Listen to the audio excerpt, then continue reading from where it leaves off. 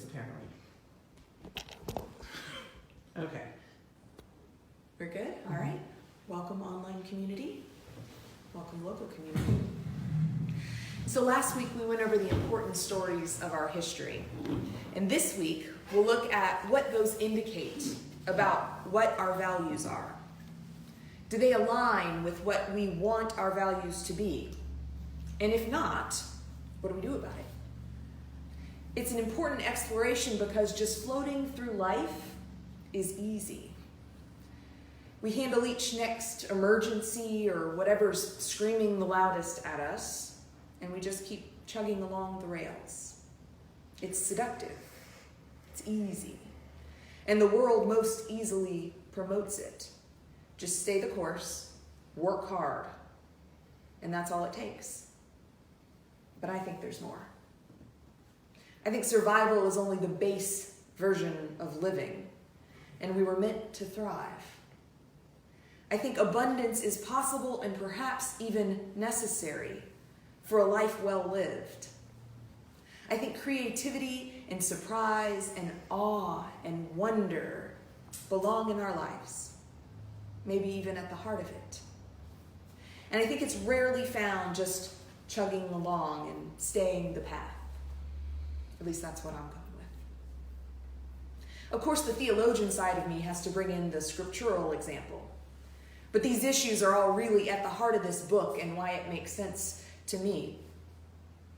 So the Hebrew people were enslaved in Egypt for 400 years, and how they got there is a story for another time. But through all these miracles and people living into their calling, God frees the Hebrews. And they're, of course, all grateful and want to dedicate their lives to God.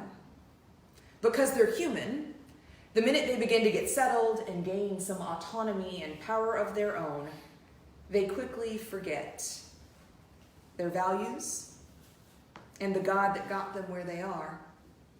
And it all starts to fall apart. Then they get back on track. They become powerful, forget their values, falls apart. They go through this cycle through the entirety of the Old Testament, over and over. There's so many metaphors here, right? The rise and fall of empires, politicians, even me. As soon as I feel like I've got everything under control, I stop doing the things that helped me feel safe and normal and healthy, and just go on cruise control. And slowly, sometimes quickly, my life doesn't match my core values, and things start to crack and even crumble. This is why we look backward and forward. This is why we look at where we are and make sure we're still on the path that we desire. This is why we stop and ask for directions and listen to our deepest essence. Check in with our Maker and all the rest. We're going to move into a conversation about discovering our own core values, and I will let our online community know that I have borrowed from Scott Jeffrey, and you can look him up online to do some of these exercises yourself. Thanks for joining us.